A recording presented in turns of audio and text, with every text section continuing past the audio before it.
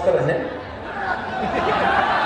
लेकिन मुझे आश्चर्य होता है, वो कहते हैं कि पिछड़ों का सभी आरक्षण मुसलमानों को दे देना चाहिए। ये तो गाली दे रहे हैं जी, संविधान का मखौल उड़ा रहे हैं। बाबा साहब भीमराव अंबेडकर जिस संविधान के शिल्पी थे, जिस संविधान सभा के अध्यक्ष डॉक्टर राजेंद्र बाबू थे, और संविधान की खिल्ली लालू जी जैसे लोग उड़ाने का काम कर रहे हैं। कहते हैं सभी आरक्षण।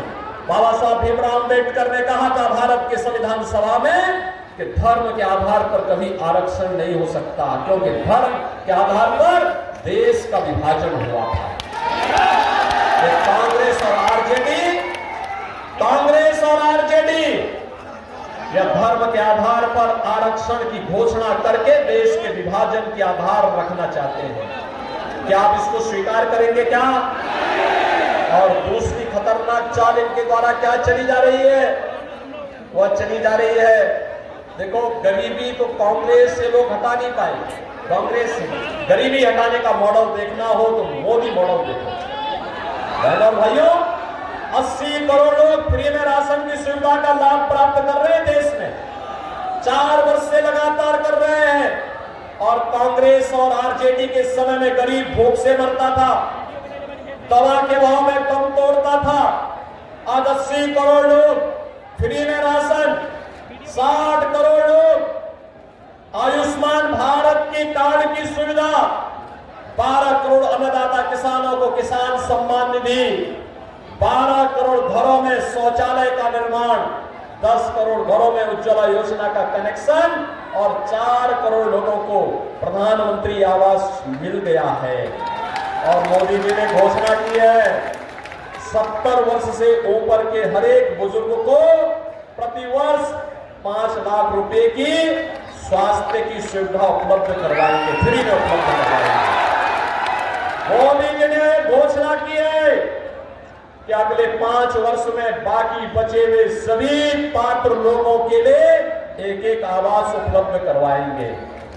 मोदी जी ने घोषणा की है कि हम आने वाले समय में फ्री बिजली उपलब्ध करवाने के लिए हर घर पे सोलर पैनल लगाएंगे और उस पैनल से आप बिजली से पैसा भी कमाएंगे और फ्री बिजली भी प्राप्त होगी। जितनी पाकिस्तान की आबादी नहीं, यानी जितनी पाकिस्तान की आबादी है उससे ज्यादा लोगों को भारत ने 10 वर्ष में गरीबी रेखा से उभार करके एक खुशहाल जीवन जीने की ओर अग्रसर किया है। ये जो पाकिस्तान का राज अलापने वाले लोग हैं ना, उन लोगों से बोलिए कि भाई अगर पाकिस्तान से इतनी ही स्नेह है, इतना ही प्यार है, तो भारत पे बोझा मत बनो, पाकिस्तान जाओ। मोहल्लों में जाकर के कटोरा लेकर के भीख मांगना पड़ेगा। देख रहे हो 1 किलो गेहूं के लिए वहां क्या छीना झपटी हो रही है। ये तो पाकिस्तान के हाल है। और बहनों भाइयों, भारत है अपने लोगों को सब सुविधाएं उपलब्ध करा रहा है। मोदी जी का मॉडल है, लेकिन इनका मॉडल क्या है?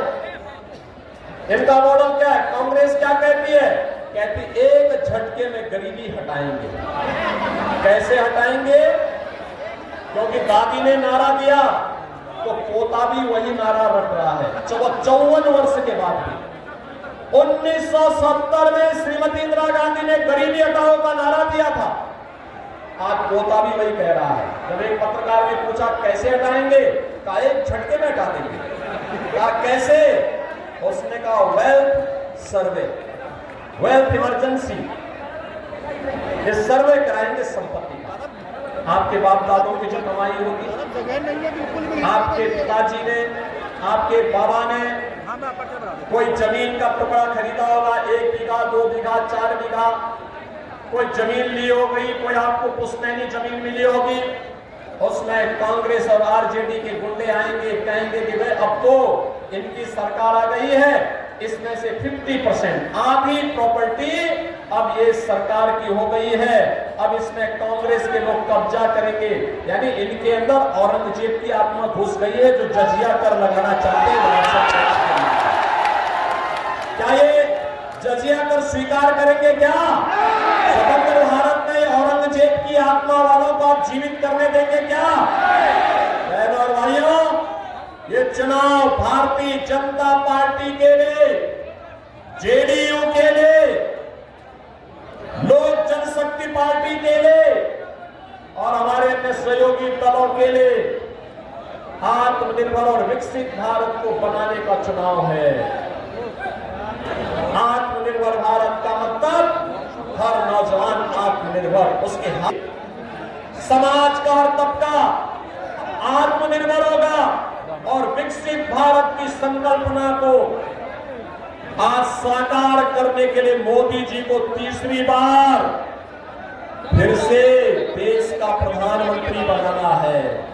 और मोदी जी को प्रधानमंत्री बनाना है तो छपरा सारण पर कमल खिलाना है और इसके लिए मोदी जी को भारी बहुमत से विजयी बनाना है।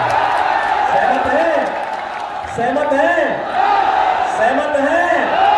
बहनों और भाइयों, पूरा चुनाव तो राम भक्तों रामद्रोहियों के बीच में आ गया है।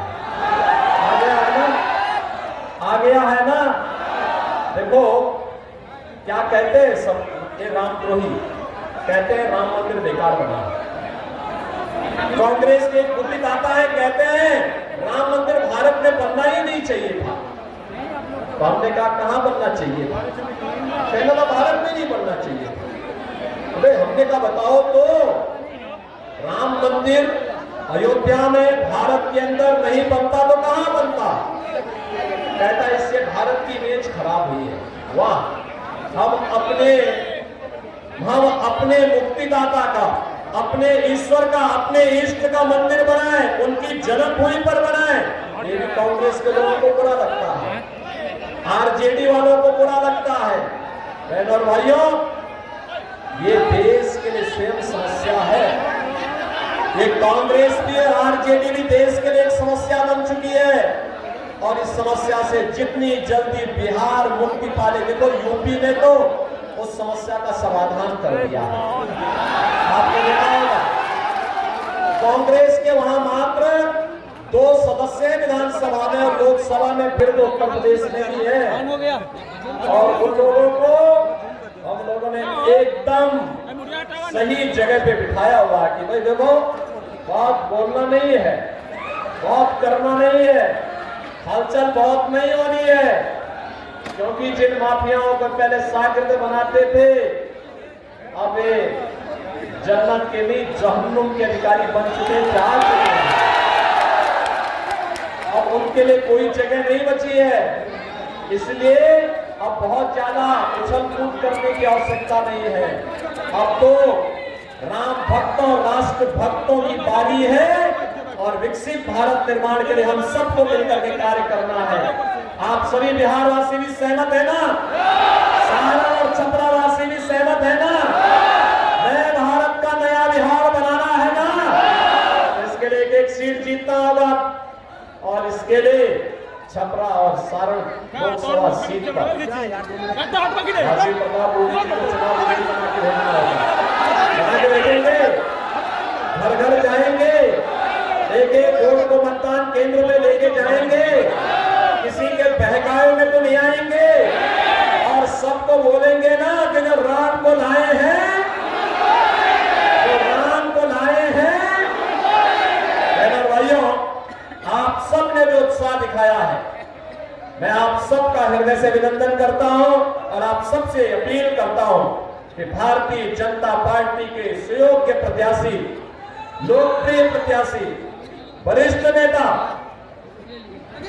राजीव प्रताप रूडी जी को भारी बहुमत से विजयी बनाने की अपील आप सबसे करता है। आप सब मेरे साथ बोलेंगे भारत माता